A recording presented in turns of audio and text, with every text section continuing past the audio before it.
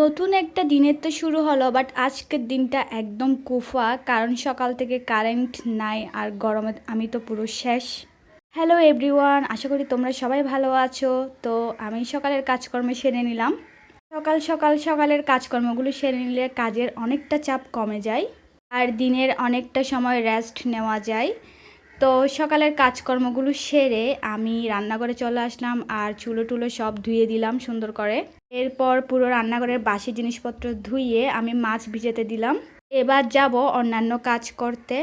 তো আমি যখন সকালে ঘরটার গোছাই তখন ব্যালকনিটা খুলি না, কারণ ব্যালকনি খোলা থাকলে অনেক বেশি বাতাস আসে, যার কারণে ঘর ঝাড়ু দিতে অনেক বেশি প্রবলেম হয়। আর আজকে অনেক বেশি রোদ। এই মিনি প্লান্টটা আমি নিজে বানিয়েছি, কত কিউট তাই না? অ্যান্ড কাপড় চোপড় মজাতে দিলাম পাউডার দিয়ে। সেই সকাল থেকে কারেন্ট গেছে, এখন 10:30 বাজে, তাও আসার নামগন্ধ নাই। কি আর করবো, এর মধ্যে আমি ভাতটা রান্না করে ফেললাম। সেই মরিচের গুঁড়া ছিল না, তাই মরিচের গুঁড়া আনতে দিয়েছি আর এগুলো রেডি করে রেখেছি তরকারি রান্না করার জন্য। রুমে এসে বসলাম, দেখলাম ক্যান্ডি একদম আদর খাওয়ার জন্য শুয়ে আছে। তো ওকে একটু আদর করে দিচ্ছিলাম আমি। মরিচের গুঁড়া পাঠালে দেন আমি আবার রান্না করতে যাব। অবশেষে কারেন্ট আসলো আর ক্যান্ডি কি সুন্দর বাতাস কাচ্ছে শুয়ে শুয়ে। ঠিক আমি মাছের জন্য আগে কেটে রাখা কচুগুলো লবণ হলুদ দিয়ে সিদ্ধ করতে দিলাম, না হয় আবার গলা চুলকাবে। আর ইলিশ মাছ রান্না তো তোমরা প্রায় সবাই জানো, আর আমিও আমার মতো করেছি। হয়তো আমার রান্নার সাথে তোমাদের রান্নার মিল নাও থাকতে পারে, যদিও আমি এখানে পুরোটা দেখাইনি। রান্নাবান্না শেষে ব্যালকনিতে গিয়ে ফুলগুলো তুলে নিয়ে আসলাম। স্নান করে পুজো টুজো দিয়ে আমি রুমে এসে গেলাম। এবার আমার কাজ হচ্ছে শুধু বসে বসে মোবাইল টিপা, মোবাইলে রিলস দেখা, এগুলো আর কি। আর হাজব্যান্ড এখনও বাসায় আসেনি, যখন আসবে তখন ভাত খাবো।